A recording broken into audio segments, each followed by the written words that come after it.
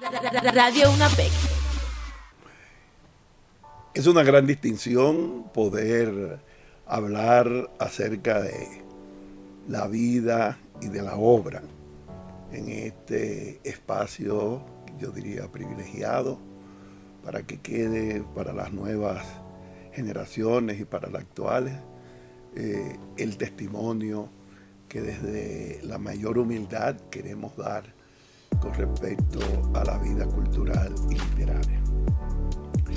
Podríamos decir que formalmente la participación en la vida literaria como escritor y como gestor cultural, que ha sido las dos facetas en que se ha desarrollado en mi vida en el ámbito cotidiano, comenzó en el año 1965, cuando me eligieron presidente de la Sociedad Cultural La Unidad. La Sociedad Cultural La Unidad era un grupo donde yo vivía en ese tiempo, en la Cruz de Mendoza, en la zona de Almas Rosa, rodeado por el Ensancho Sama, Los Minas y otras comunidades, Villa Duarte, donde realmente fue donde nací. Y ese inicio como presidente de la Sociedad Cultural La Unidad fue determinante. Estaba hablando de 1965 y ahí comenzamos a hacer una serie de actividades conjuntamente, integrándonos a lo que fue el movimiento clubístico cultural del país, que fue un movimiento muy importante de los sectores populares, barriales y provinciales. Y esa sociedad que yo presidí se integró a esa experiencia. Pero en realidad es 2 años después, en el 1967, el 21 de mayo, cuando nos reunimos en el Parque del Ensancho Sama, Soledad Álvarez, Alexis Gómez, Enrique Eusebio, Rafael Abreu Mejía y quien les habla, junto con otros compañeros que después dejaron en el camino su dedicación a la literatura, formamos lo que devino en ser el Grupo Literario La Antorcha. ¿Qué era el Grupo La Antorcha? Un grupo de jóvenes escritores, nosotros éramos los más jóvenes. Habían otros grupos que se habían formado después de la Revolución de Abril, y por eso a nosotros nos denominan como los poetas de posguerra, porque fue un grupo de poetas que surgió después de la Revolución Constitucionalista. Y ese grupo literario respondía a ese momento. Habían otros grupos literarios, estaba El Puño, estaba La Máscara, estaba La Isla. En El Puño se agrupaban quizás los escritores ya de mayor formación, de mayor tiempo. Pensemos en Marcio Veloz Magiolo, pensemos en Ramón Francisco, pensemos en el mismo Máximo Avilés, que aunque era de la generación del 48, sí participaba en las reuniones del Puño. Y pensemos en Miguel Alfonseca, pensemos en René Risco, pensemos en Janet Miller, pensemos incluso en el más joven de ese grupo, que era Eriquillo Sánchez.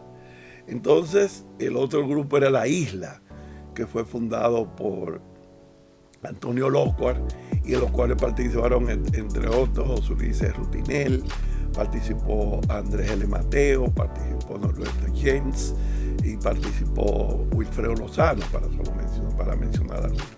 Y el otro grupo era el grupo La Máscara, en los cuales estaba Aquiles Azar, Lourdes Virginia de Azar, Fred Ginebra, para mencionar algunos de los que formaron parte de ese grupo. También el poeta Héctor Díaz Polanco, en ese tiempo escribía poesía, entre otros.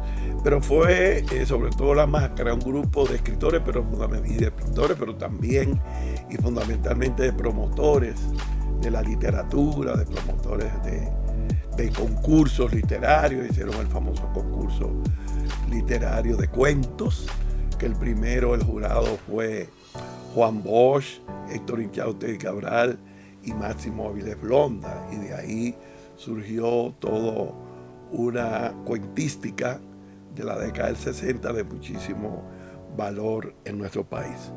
Pero volviendo ya al ámbito específico de mi integración a la vida literaria y a la vida cultural, ya desde antes de formar el grupo La Antorcha, juntamente con el grupo, con los compañeros poetas que les mencioné, ya había la inquietud por escribir, y la inquietud sobre todo por escribir poesía, la inquietud por el conocimiento, por la historia, por todo lo que eso significaba, por el conocimiento científico, por la lectura en sentido general. En ese tiempo devorábamos libros, buscando algún camino también. Eso estaba íntimamente ligado a las luchas sociales, a la búsqueda de libros de orientación social, marxista o izquierdista, social cristiano, que nos explicara un poco el mundo a que aspirábamos a vivir. Eso también tuvo sus antecedentes, y es que con la caída de la tiranía de Trujillo, con el 30 de mayo del 61, cuando es ajusticiado el tirano, se abren las puertas de ciertos espacios democráticos, vuelven los exiliados políticos, salen de la cárcel los presos políticos, y se comienza un periodo de democratización que va a durar desde el 61 hasta el 65. Son 4 años muy convulsos de lucha política. En el 62, el profesor Juan Bosch gana la elección encabezando la boleta del PRD, y se da un golpe de Estado antes de cumplir los 7 meses, el 28 de septiembre del 63. Él tomó posesión el 27 de febrero del 63. Entonces eso trae como consecuencia un gran descontento. Viene y se forma un triunvirato, un gobierno represivo, ¿verdad? Con leyes y con decretos muy represivos, y eso trae como consecuencia el desarrollo de un movimiento político, militar, civil y militar en el plano político, y que trae como consecuencia la insurrección popular de abril, del 24 de abril de 1965. Cuando eso, como habíamos señalado, hacía 3 meses que se había fundado la Sociedad Cultural La Unidad, y yo era el presidente, y nosotros tomamos la decisión de apoyar a la insurrección popular. Lo hicimos público y tratamos de dar nuestras contribuciones a ese movimiento patriótico. Se volvió patriótico porque con la intervención norteamericana del 28 de abril, inmediatamente ya se convirtió en un movimiento que fue respondido por un sector importante de la sociedad, civiles y militares, y generó ese movimiento. Naturalmente, eso incidió en la poesía, en el cuento, en el teatro, en la novela, en la interpretación de la historia, en las artes plásticas, y en el caso nuestro, que formamos parte de todo ese proceso, también en nuestra poesía. Por eso nuestro primer libro individual, que fue Aniversario del Dolor, se siente evidentemente la cuestión social y la cuestión política en forma bastante destacada, y ese primer libro es sin duda el inicio de mi participación en la vida literaria desde el ámbito social. Sin embargo, después de ese libro pasa un tiempo sin publicar, y viene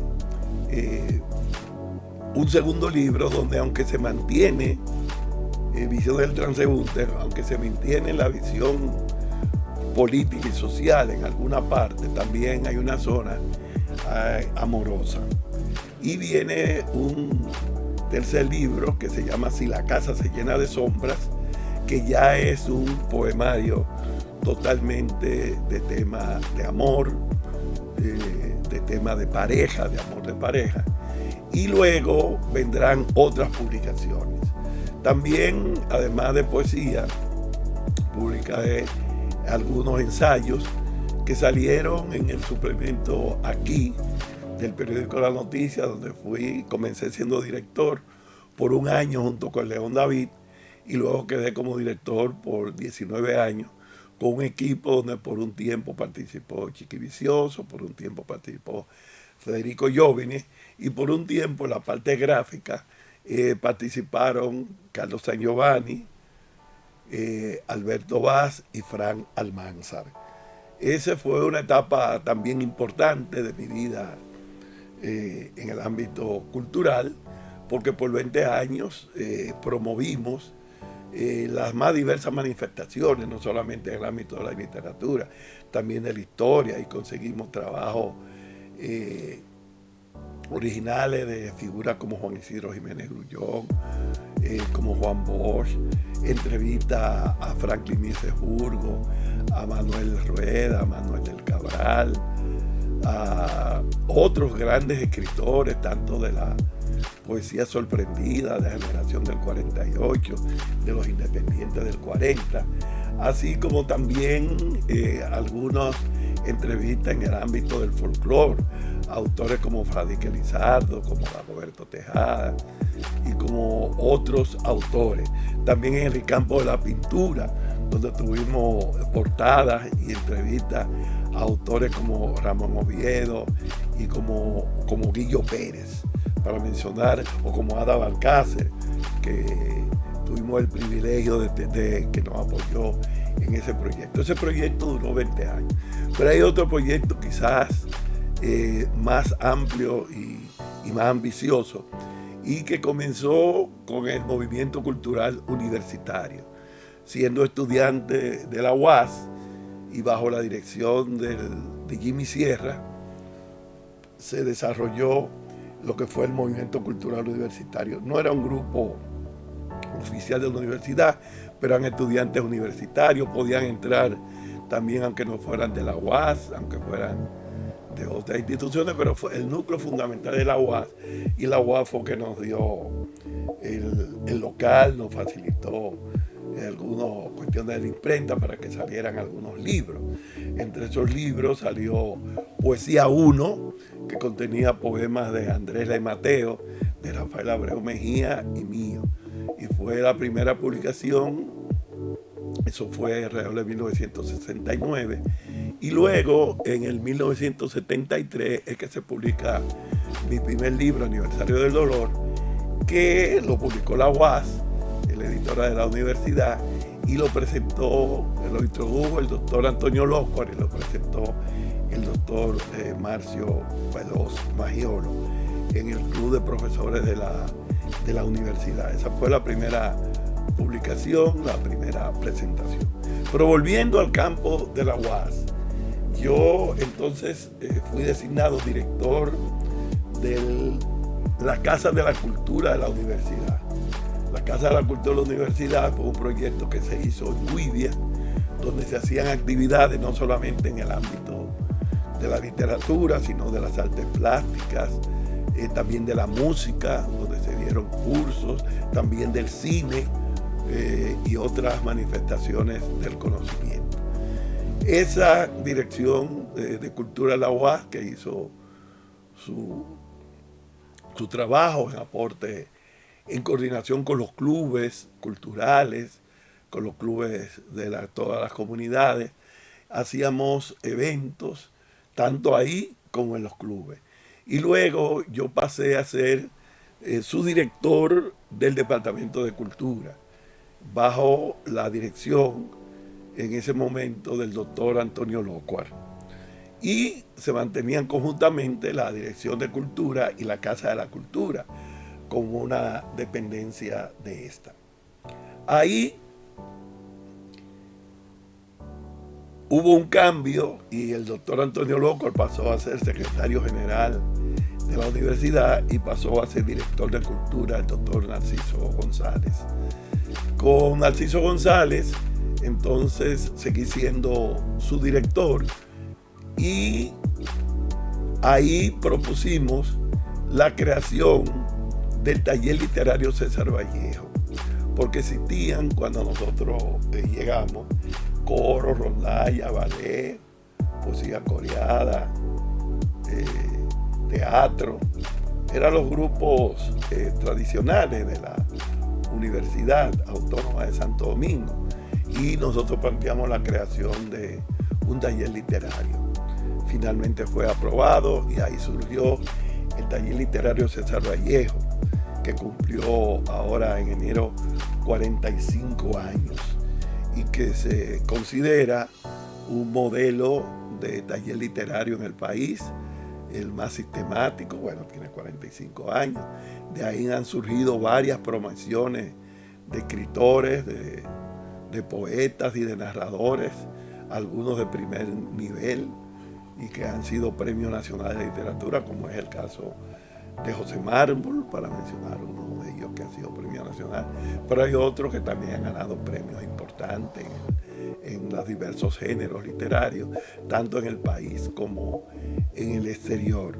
En fin, en esa experiencia del César Vallejo, mientras eso ocurría, entonces llegué a la dirección del Departamento de Cultura de la universidad, donde fui director de cultura con 7 rectorías. Ahí también se formó la unidad de promoción cultural, que la dirigió Felipe Medrano, y la unidad de artes plásticas y afiches, que lo dirigió Carlos San Giovanni, y que fue una unidad que preparó uno de los grandes acontecimientos, que fue una convocatoria a nivel internacional,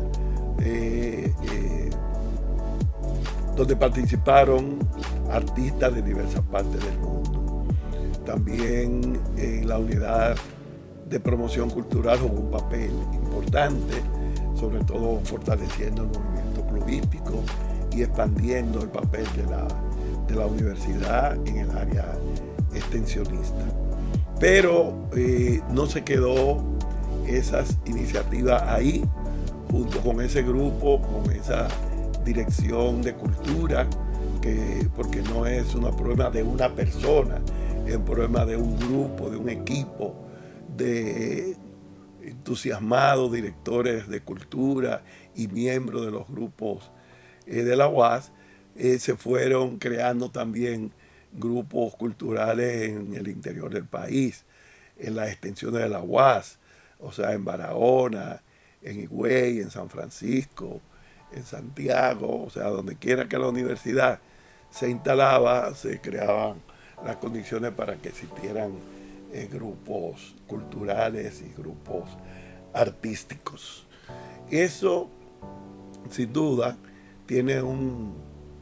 ha tenido un papel, creo, relevante en la vida misma de quien les habla, porque estando yo en la Dirección de Cultura de la universidad y considerando la necesidad de consolidar la formación en el ámbito de la gestión cultural, obtuve una beca del Centro Latinoamericano y del Caribe para el Desarrollo Cultural, CLACD, auspiciado por las Naciones Unidas, por la UNESCO y por la OEA, y me gradué en Administración Cultural. Al estudiar Administración Cultural, regresé al país para montar cursos en todo el territorio nacional, conjuntamente con otros que habían estudiado esa vertiente. Y eso también fue parte de mi trabajo por bastante tiempo. En eso de Administración Cultural lo hicimos desde la Universidad Autónoma de Santo Domingo. Hasta que después de un periodo de 7 rectorías, obtuvimos la jubilación y nos quedamos como asesor cultural de la rectoría, como asesor cultural de la rectoría, y ahí recibimos la solicitud del presidente de la República, en ese momento que llegaba el doctor Leonel Fernández, para el año 1996, y se creó el Consejo Presidencial de Cultura.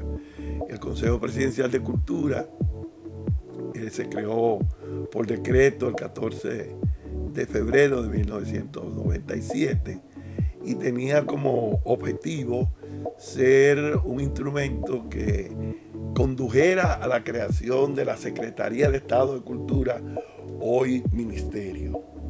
Eso fue sumamente importante porque hacía tiempo que se estaba planteando como una demanda de los sectores culturales mayor involucramiento del Estado en el ámbito cultural. Y ya sabíamos por experiencia que sí, que siempre el Estado había tenido alguna participación en el ámbito cultural, pero se había dedicado a aspectos relativos a las bellas artes, a la restauración de algunos monumentos en la ciudad, en la zona colonial de la ciudad, algo en Puerto Plata, pero no había una política de Estado, ni un Ministerio de Cultura, ni un organismo para eso. Más bien había una situación de dispersión, porque, por ejemplo, la Dirección de Bellas Artes dependía de Educación.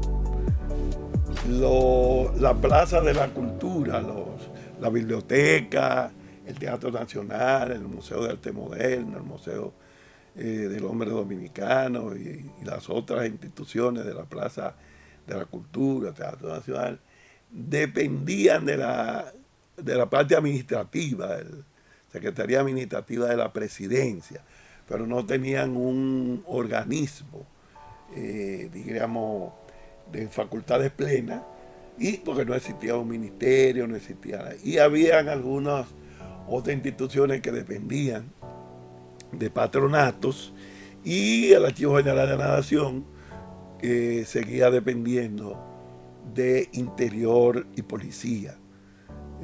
Y eso, con la creación del Consejo Presidencial de Cultura, se generaron algunas iniciativas que ya habían comenzado a través fundamentalmente de los departamentos culturales del Partido Revolucionario Dominicano y del Partido de la Liberación Dominicana.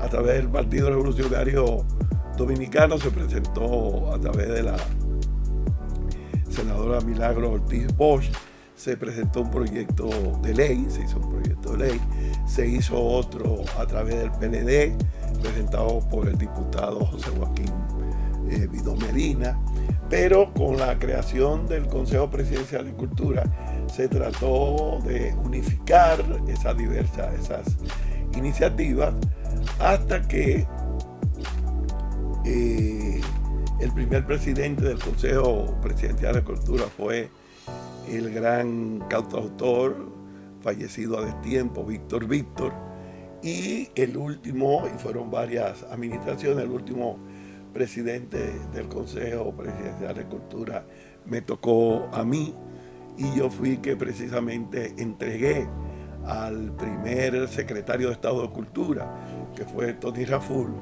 le entregué la dirección. Y de ahí, con esa ley 4100, donde trabajamos nosotros también junto con un equipo, ya se creó el Ministerio de Cultura. Al crearse el Ministerio de Cultura, que primero se llamó Secretaría, pero con la nueva Constitución del 2010, ¿verdad?, se creó una nueva normativa. Por primera vez se puso en la Constitución lo relativo a los derechos culturales, y se crearon una serie de normativas que incluían que en adelante, en vez del ministerio, los ministerios llamarse secretaría, que es el modelo norteamericano, se iban a llamar ministerio, que es el modelo francés o de España. Entonces, ahí comenzó a llamarse Ministerio de Cultura. Pero la Secretaría comenzó en el 2000, la promulgación fue El 28 de junio se va a cumplir, en estos días se va a cumplir un aniversario más. El 28 de junio se promulgó la ley que creó la Secretaría de Estado de Cultura. En esa Secretaría de Estado de Cultura yo ocupé en la primera etapa la Secretaría Ejecutiva del Consejo Nacional de Cultura. Fui el primer secretario ejecutivo del Consejo Nacional de Cultura, que es el organismo máximo del Ministerio de Cultura, es el organismo que traza la política cultural del ministerio en términos generales. Yo tuve el honor de ser el primer secretario ejecutivo de eso y ahí trabajé conjuntamente con Tony Raful, que en su condición de secretario de Cultura era presidente de ese consejo. Durante ese periodo se tomaron algunas iniciativas donde tuve una participación y fui nombrado director de formación y capacitación de ese ministerio, lo cual generó, bajo mi dirección, la creación de espacios para la formación de gestores, animadores, administradores y también de gerencia cultural, para lo cual también pudimos tener el apoyo de expertos que nos facilitaron las Naciones Unidas o gobiernos distintos de diversos países que vinieron de México, de Chile, de Colombia, de Cuba y de otros países a dar cursos de formación y de capacitación en el ámbito de cultura, y también tuvimos esa responsabilidad. Mientras eso ocurría, seguíamos escribiendo, y además de haber publicado varios libros de poesía más, de los 3 que mencioné, publiqué una novela que se llama Un silencio que camina, en el 2009, en 2010, y para el 2010 me otorgaron el Premio Nacional de Literatura, que es la máxima distinción que se le otorga a un escritor dominicano en vida, y que sin duda marcó, si se quiere, un antes y un después en mi trabajo cultural, y antes de eso había recibido el doctorado honoris causa en Ohio, y había tenido ya algunos reconocimientos, sobre todo en diversas ferias del libro.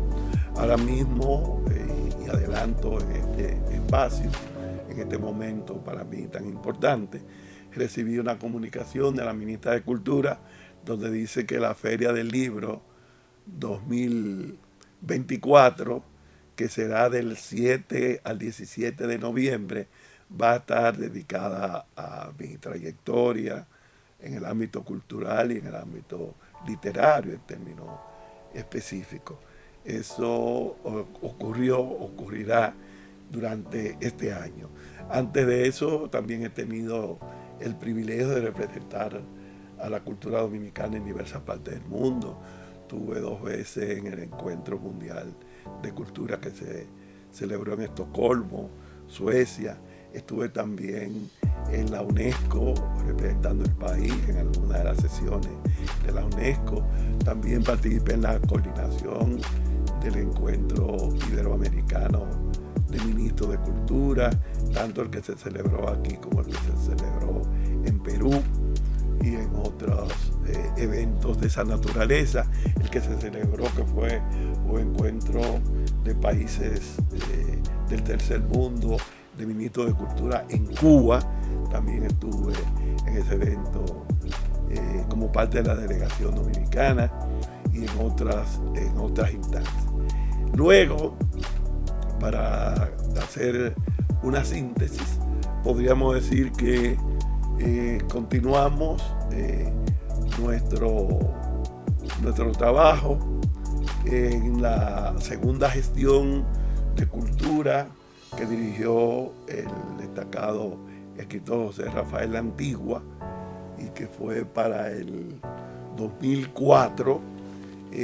Trabajé como asesor del ministro, trabajé también dirigiendo el Departamento de Cultura, y luego fui nombrado viceministro de Cultura. Yo fui el primer viceministro de Desarrollo Institucional durante ese periodo, fui viceministro, y eso también hizo que pudiera también contribuir desde ese viceministerio a crear algunas iniciativas, tanto en el plano nacional como internacional, que entiendo en favor de la cultura dominicana.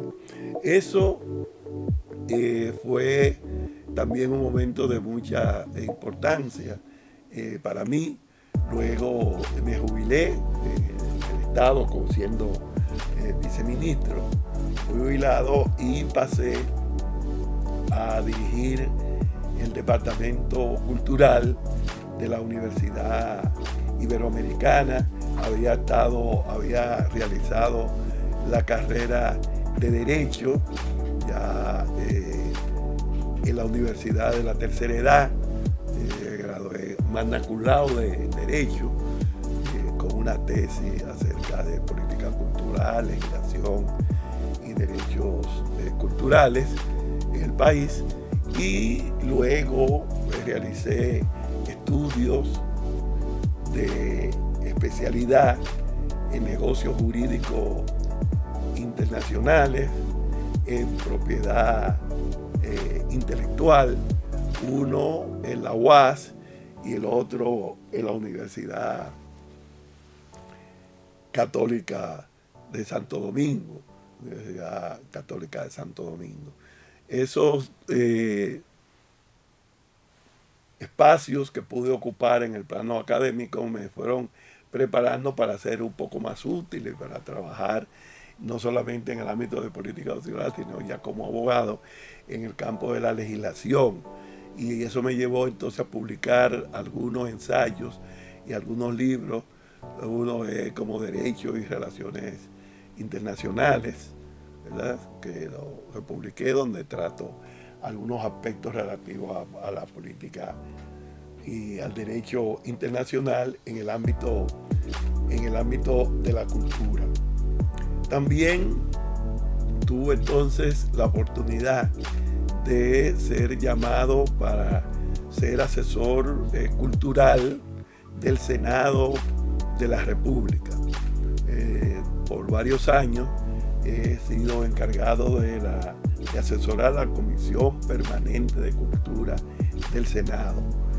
Mientras eso ocurría en el ámbito laboral, ¿verdad?, para desarrollar mi familia, tengo 6 hijos, 4 varones del primer matrimonio y 2 hembras de un segundo matrimonio.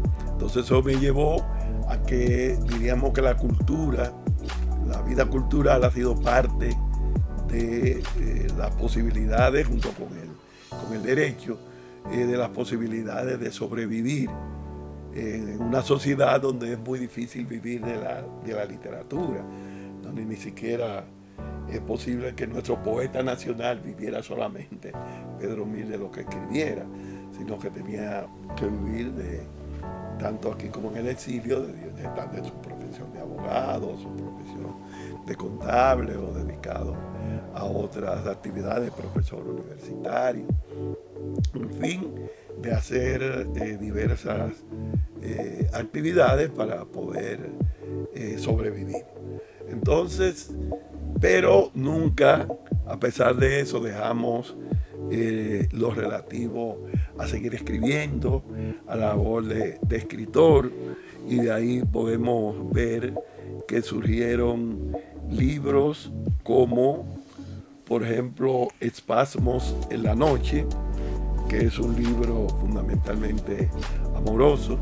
Voy a aprovechar para leer algunos de estos textos antes de continuar, de Espasmos en la noche, y dice así: Espasmos en la noche 1. La almohada que me cuida el lado izquierdo de la cabeza no sabe de mis sueños. Se van construyendo en su presencia y no lo sabe. Sueños terribles, tontos, tenues, sueños de amores que se evaporan si despierto. En cambio, a mi lado, ¿qué soñará la mujer que hace tantos años usa la otra almohada? Seguro que tampoco sabe de esos sueños, aunque sienta sudores en una madrugada donde colapsa la energía. Pero el sudor no tiene nada que ver con los sueños, porque estos no transpiran, no generan nada materialmente visible. 2. A lo mejor se van a otra dimensión, donde la mujer que se supone me ama, se conecta con los sueños míos que la amo, sueños particulares, incomunicables, dispersos en sus fragmentos de sombra, vidas en los escenarios de muerte. La sábana sabe aún menos de ello. Trata de comunicarse con la almohada, que como dijimos, no sabe nada de sueños, o por lo menos da a entender eso por la indiferencia exhibida cuando la sacudimos y no reacciona, como si el privilegio de resguardar nuestras cabezas no le importara nada. 3. La sábana no sabe de otras cosas, pero eso es más fácil, porque uno ya está despierto. Sabe de cuerpos diluidos, de movimientos tenues y movimientos bruscos, de humedades que hacen temblar cuando ella aún no duerme, hasta no saciar la pasión en caída vertiginosa hacia el silencio. Otro de ese mismo libro, En la cámara me observa, que yo le llamo un antipoema, es un poema experimental. Dice así: la precisa, digital, neutral, sofisticada, inhumana, pero no indiferente cámara, enciende sus lentes y me observa. Lo sé por el silencio de su luz, porque parece adivinar mis deseos infinitos de tomar un paquete de avellanas para ir degustando en todos los espacios del supermercado y llegar con las manos vacías a la puerta de salida. La cámara, de todos modos, me captará aunque no tome ninguna avellana de las góndolas repletas de frutas. Lo que quizás no podrá la cámara saber son mis deseos, y no estoy tan seguro, porque hace mucho tiempo ya se detecta la verdad y la mentira a través de los sonidos del corazón. Tomaré las avellanas, porque ya de todos modos la cámara sabe a qué he venido. También voy a leer algunos poemas ya de una antología que se hizo en España por Ediciones Amargor, una antología que trae poemas de diversas etapas. Eso me permitirá leer poemas de la primera, la segunda y la tercera etapa. El primero que voy a leer es del mismo aniversario del dolor, y dice así: si van por América a buscar el dolor más profundo, a inquirir por las heridas más antiguas, encontrarían en mi tierra 476 latigazos. Si me preguntaran quién insertó tantos alfileres en el centro mismo de nuestro corazón, señalaríamos con los índices levantados los lugares precisos, las geografías coloniales a base del sudor y de la sangre. Si trataran de buscar el sosiego en los pechos de nuestras madres, solo encontrarían pezones envejecidos por el grito, y en verdad ha habido sangre para llenar todas las fosas y lágrimas para borrar las cicatrices. Entonces ha faltado no solo fuerzas para odiar al enemigo, sino amor para los humildes que construirán la paz tras los escombros. 2. Los forjadores de la luz están aún a oscuras. Llevan sus faroles centenarios apagados. Los que hicieron crecer los frutos a la par galopante del sudor y convirtieron las piedras en moradas están aún a oscuras, y sus 476 años, o sea, golpes en el corazón mismo de esta tierra, parecen alargarse hasta tomar la estatura de lo inmenso. Madre, la esperanza. Si sobre los escombros y los muertos colocaran banderas de esperanza, no tendría que dolerte este domingo 26 de mayo. Si en las vertientes de los ríos sembráramos pensando en la victoria, no tendría que agigantar la noche con tus ojos. Si camináramos seguros, crecidos de optimismo, no tendrían que temer a los que matan la sonrisa rudamente. Si pudiéramos celebrar este día reuniendo a todas las madres, no tendrías que derretir tus lágrimas en el piso. Entonces no tendrías que hincarte ante santos rígidamente colocados a pedirles un tiempo mejor para nosotros.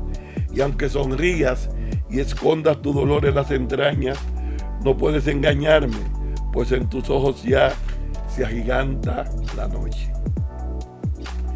Este poema corresponde a algunos poemas de carácter social, político, que tuvieron que ver con las luchas sociales. Este se llama No Solo Hombres y está dedicado a la muerte del estudiante Amelia Ricard Carvente. No solo hombres caen sobre piedras, sobre hierbas, sobre aceras. También niñas portadoras de inocencia han caído junto a libros salpicados. También niñas que no conocieron lo difícil de crecer paralelo a la tristeza, presentaron sus labios escolares a la pólvora. ¿Y quién dice que sus cuerpos fragmentados no aumentaron el dolor en la ciudad? ¿Y quién dice que con libros en el pecho dejarán de pasar día a día creciendo en sus amores? ¿Y quién diga que algún día cada piedra esté sobre otra piedra, cada sonrisa esté sobre cada hombre, cada sosiego esté sobre cada madre y cada niña esté sin pólvora en los labios? De otra parte del libro, ya del segundo libro, hay un poema que se titula, vamos a verlo aquí, Visiones del transeúnte, que es del segundo libro.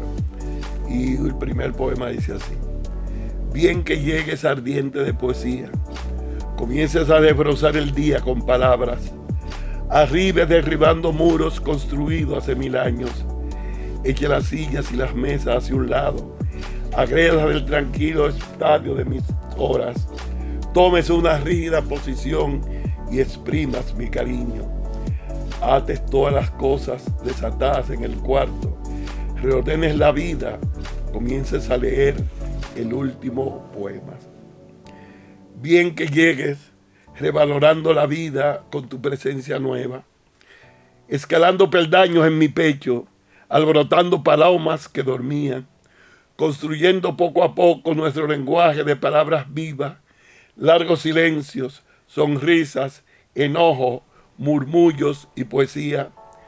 Bien que llegues hiriendo la mañana en su costado izquierdo, asumiendo el control de lo existente, releas el último poema, mientras nos aprisionan las paredes, los retratos, las sillas, el tiempo, tu sonrisa, mis próximas reuniones, las luchas populares, los periódicos, tu examen, la distancia de nuestras casas, los niños, la lluvia en la ciudad, la música inconclusa y el último poema a escribir.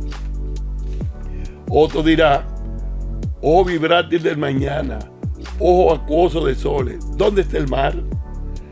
¿Dónde los peces bañándose en enormes olas impetuosas?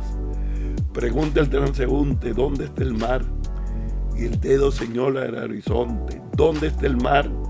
La cabeza da vuelta en una enorme mesa, el índice de nuevo señala el horizonte y el mar aparece de pronto, humedeciendo los ojos infinitos del futuro. La ciudad es solo el inicio de un árbol que se enquistaba en la memoria, escenario de luces propicias a nuestro encuentro. No morimos de soledad ni de distancia, prolongamos los espacios mientras inventa un día para mí fuera de agenda. Luego, otra etapa nueva dentro de mi poesía y va a surgir el poema Dorothy Dandridge, que es un poema dedicado a una artista norteamericana negra que fue discriminada, y yo le escribí lo siguiente. Esto es un fragmento. Dorothy Dandridge. El subway de las 6 cruzó exacto para transportar a Dorothy Dandridge, que se paseaba por Hollywood con una flor plateada, al lado de Marilyn Monroe, Eva Gardner. Las tres se desvistieron en las nightclub. Dorothy Dandridge terminó sola en los mismos escenarios donde actuaba. No podía su cuerpo posarse en la piscina. Dorothy escuchaba los ecos de I Have Dream mientras los Black Panthers apuñalaban el cielo en las calles de Harlem. Mi padre escuchaba Ansiedad de Nat King Cole, para él la voz más hermosa de la tierra. Yo escuchaba entre sonidos de guitarra a Bob Marley y los acordes de su voz. El retorno a la África recorría América y Nelson Mandela dulcificaba la humanidad desde la cárcel. Otra parte es de la poesía, es la parte de poemas en prosa, porque es bueno explicarlo. La forma de hacer la poesía puede ser poesía rimada o en verso libre. Puede ser poesía medida o no medida. Precisamente en la historia de la poesía dominicana, podríamos decir que con la llegada del postumismo y Domingo Moreno Jiménez, ya precedida de algunos atisbos de Vigil Díaz, con el bedrinismo, se comienza lo que sería el versolibrismo en la poesía dominicana. Ya en otra parte del mundo, ya Walt Whitman había escrito en sus hojas de hierba poemas en prosa y poemas en verso libre. Ya con Las flores del mar de Baudelaire y otros autores en otras lenguas y en la misma lengua española. Pero es en la República Dominicana con el movimiento postumista y sobre todo con su principal poeta, que fue Domingo Moreno Jiménez, cuando podríamos decir que se hace una separación entre el tradicional verso medido, con rima y con métrica, y el verso libre. El hecho de que el verso sea libre no quiere decir que no tenga musicalidad, que no tenga un ritmo interior. Y por eso es importante cuando hablamos aquí separar ese momento importante y decir que también se hace poesía en prosa, aunque resulte contradictoria, porque hay diversos géneros literarios, como sabemos: teatro, novela, cuento, poesía.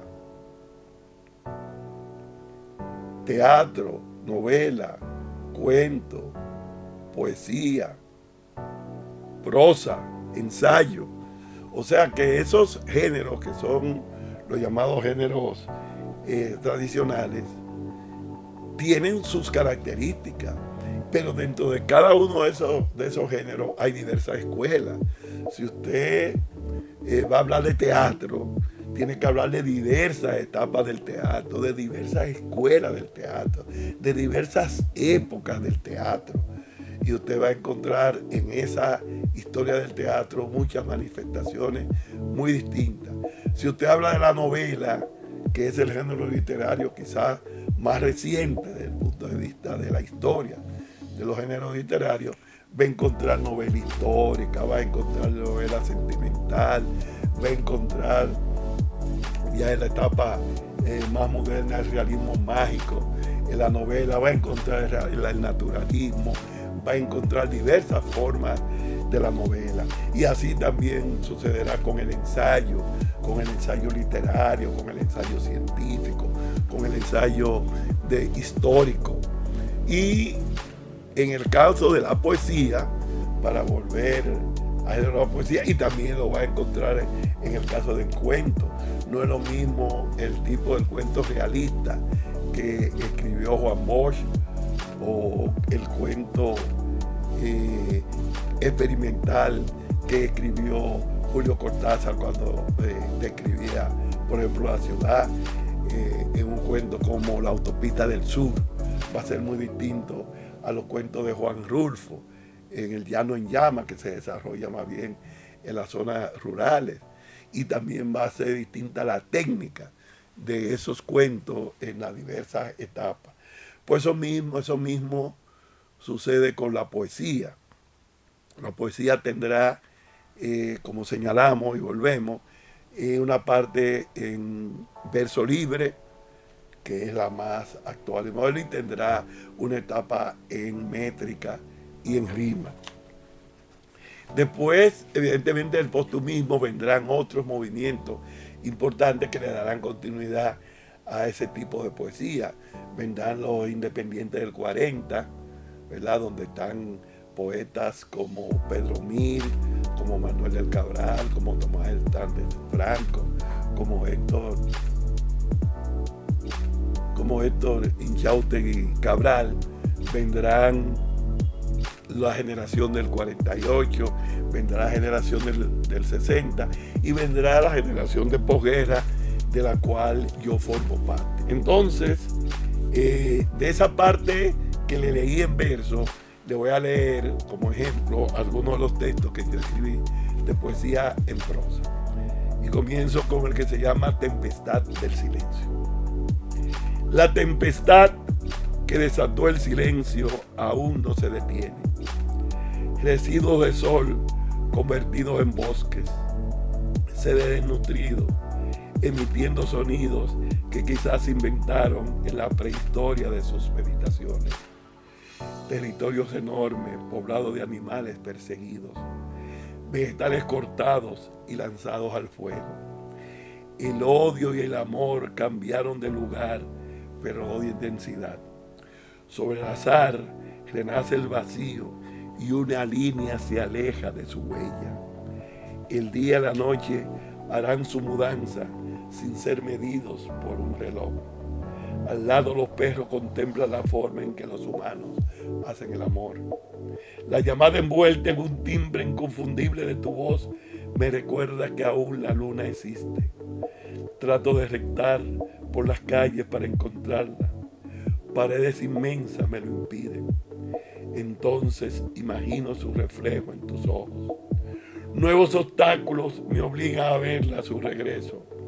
Tendrá adherido movimiento de tus pestañas, profundidad de tu iris y un arder estrellado de pensamiento veloz. Será un astro nuevo vivificado por ti. Desde mi dolor callejero construye una luz que también piensa. Dilatadas mis palabras en tu alfabeto nuevo y lunar. A la distancia, un instrumento que desconozco reafirma la riqueza de la música. Otro poema en prosa es Pasajero del Aire, con el cual podríamos concluir. Ahora sí me voy, montado en tu silencio, atravesando las palmas que me sombrean el mundo. Ensillaré el caballo que derribó mi abuelo, quien trató de escapar de los grilletes de la esclavitud. Ahora sí me voy, orillando los polos, el del norte y del sur, en un navío de árboles. Miré en ese tren en el cual la mirada de quietos pasajeros te hace sentir distinto. En una estrella nueva prometo que me iré adherido a su luz. En una embarcación iré con su tanque de lastre librado de guardianes. En uno de los navíos que llegó a Troya. En el último espacio libre del arca de Noé. Me montaré en el primer asno que visitó el sagrado pesebre. En la botella que tiró al mar el poeta. Pasaré por todos los océanos. Mitigaré mi hambre de sueños en las pampas y retomaré el aliento de vida en la incursión infinita a través del Amazonas. En la punta de un avión sin piloto me trasladaré. En el barco en que los patriotas se despidieron en Osama, acusados de traición. En el primer vuelo hacia un planeta recién descubierto, haré mi travesía. En cualquiera de las 3 naos en que nerviosas arribaron estos nares, me mudaré hacia otras tierras florecidas de nieves. En el ojo del huracán miré a descubrir las islas de un mar casi invisible. En uno de esos galeones donde mis ancestros desde el mar contemplaron alejarse sus tierras. En la goleta que desafió el tsunami, siguió navegando hacia una tranquila playa. En el claro estallido de un volcán yo miré, danzando entre sus ríos de lava incandescente, subido en un camello mojándome de sol. En una embarcación cargada de púrpura y cristales, miré con los fenicios. Cabalgando en el lomo de una ballena jorobada, navegaré los misteriosas ondas que aceleran y duplican el mundo desde la internet. Colgado en una cuerda que oscile sobre el orbe, caeré en el río en cuyas raudas aguas Heráclito nadó una infinita vez. Montado en el sonido que emitió la Vía Láctea, por el grito que anuncia el parto de una nueva criatura, yo juro que me iré. Entre aullidos, balidos, lentos mugidos, cruzaré los campos. Por el sonido que producen las raíces al expandirse en la tierra. A través de la muralla china aprenderé los misterios de Oriente y su arte. En un deslizamiento por la cordillera central donde miré una siesta inolvidable. En una bicicleta adornada de flores recorreré el universo. En la gota de agua que define el rocío y lo puebla de enigma. En el ataúd que pasa envuelto en la bandera. En el triciclo lleno de fruta. En el oleoducto que como un río subterráneo atraviesa las piedras, poblándolas de vida. En un camión cruzando la frontera con indocumentados, una madrugada de diciembre. En una lancha rápida burlaré los asedios de la aurora. Miré, aunque dure los 25 millones de años que necesitó el Homo habilis para hacerse neandertal. Y continuaré por la distancia que recorrió a través de vientos y superficies multicolores hasta que el ser humano arribara al Neolítico para probar las diversas regiones de la Tierra. Veré la extensión del mamut y los dinosaurios. Ocultaré el Nilo y el Tigre y el Éufrates, la confección de los tejidos, el desarrollo de las artes y el despertar de las civilizaciones. Iré entre las hormigas y cumpliré mi castigo por violentar las leyes del tiempo y del espacio. Desde África, Persia, Asia Menor y Turquistán, observaré la caída del último vestigio de los sueños. Inventaré el calendario solar de los aztecas que regula el tiempo de la siembra y la cosecha del maizal divino. En el monte Sinaí presenciaré cuando Moisés recibe la tabla donde fueron escritos los 10 mandamientos. Me recostaré rodeado de paz frente a la estatua de Buda y reinventaré con respeto la imagen invisible de Mahoma. Saltaré sobre los techos horizontales y las bóvedas semicirculares del arte medieval. Me detendré en la inauguración de las Olimpiadas y Fidias me guiará para admirar la estatua de la noche en el templo de Artemisa. De la sombra de Aquiles en Macedonia, me iré a ver el hijo menor de Príamo haciendo el amor con la esposa de Menelao. Y buscaré un asiento en la expedición organizada por los griegos. Contemplaré la ligereza de Aquiles y los suspiros de amor de Helena, acariciadas hasta iniciar la hermosa guerra. Entraré con Ulises a Ítaca, a través de mares y litorales, tras haber cultivado la paciencia, donde Penélope me espera después de 20 años.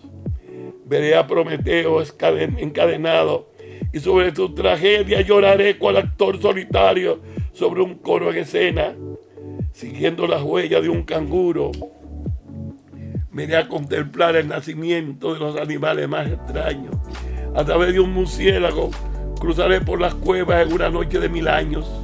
En la última nave enviada al sol miré rumbo a los rincones más lejanos de este vasto universo. Divisaré la tierra como un grano de arena más allá de los astros que jamás percibimos. En las alas de las mariposas de San Juan arribaré a la sabiduría, por las rutas trazadas por Platón y Aristóteles. Caminaré los versos de una oda de Horacio, conoceré todo lo que han hallado en la laurel y la muerte. Tomado de la mano de los servidores del misterio, buscaré las cenizas amadas que custodia el varón del cementerio. Tomaré la vía conducente al lugar donde Dante, seguido de la silueta de Virgilio, arribó al infierno, al purgatorio y hasta el paraíso, donde la bella Beatriz Portinari le acompañará. Sacudiré los códices de la biblioteca de Alejandría. Descenderé por la senda de los faraones a contemplar la batalla entre Horus y Set, y podré presenciar entre las hierbas el origen de los cereales. Me trasladaré con arco y flecha a cazar venados en montes neblinosos. Tomaré el asiento en que Rosa Parks entró a la eternidad. Tocaré los barrotes en que Nelson Mandela logró la libertad de todo un pueblo. Escucharé el silbido de la onza de plomo que atravesó la vida de Martin Luther King. Tocaré con mis manos incrédulas las amargas sustancias que hicieron perecer a Sócrates y a Marilyn Monroe. Con la última gota de sangre que derramó Mahatma Gandhi y la piel de los cristianos en el circo, yo escribiré la historia. Recorreré como un fantasma a toda Europa. Marcharé a Wall Street a contemplar el seguimiento de la crisis mundial. Permaneceré de ayuno en la Basílica de San Pedro. Emiré en una góndola a conocer Venecia. Me detendré en París para recorrer ciudades de 5 continentes. Montado en Rocinante llegaré hasta los campesinos que crean con sus brazos trigales viñedos. Pasajero del aire, sentiré la variación del clima y el deterioro del ecosistema. En el Mar Negro conversaré sin legiones romanas con el poeta Ovidio. Perdido en la magia de un haiku, comprenderé que el arte reinventa la naturaleza. En un caligrama de Apollinaire cantaré como la poesía reescribe la pintura. Emprenderé la ruta que inició el Granma en México para encauzarse hacia la mayor de las Antillas. Recorreré la vía diseñada desde el Sputnik hasta que Neil Armstrong instaló la presencia humana en los anillos de la luna. Me enlistaré en el ejército que completó la hazaña de los 10.000 kilómetros en la Gran Marcha. Me sentaré a llorar desde una isla despoblada los bombardeos a Hiroshima y a Nagasaki. Miraré desde la Estatua de la Libertad y el Palacio de la Moneda a los caídos el 11 de septiembre. Abrazaré cada uno de los cadáveres de los niños y niñas bombardeados en la Franja de Gaza y sentiré el pánico de las madres en la frontera con Israel. Atraído por los roncos sonidos, miré al centro de África para disfrutar la creación del tambor. Porque no puedo ser solamente una estatua que respira. Por eso el silencio congelado me invita a recorrer nuevos caminos. Juro que me iré en el sonido de una voz que reconozca la mía, detrás de una sonrisa que interrumpe este sueño. Aseguro que me iré a través de todas las experiencias amatorias, desde el Kama Sutra hasta el arte de amar. En esta mañana donde nuestros cuerpos inventaron una sola existencia, a pesar de todo, juro que me iré.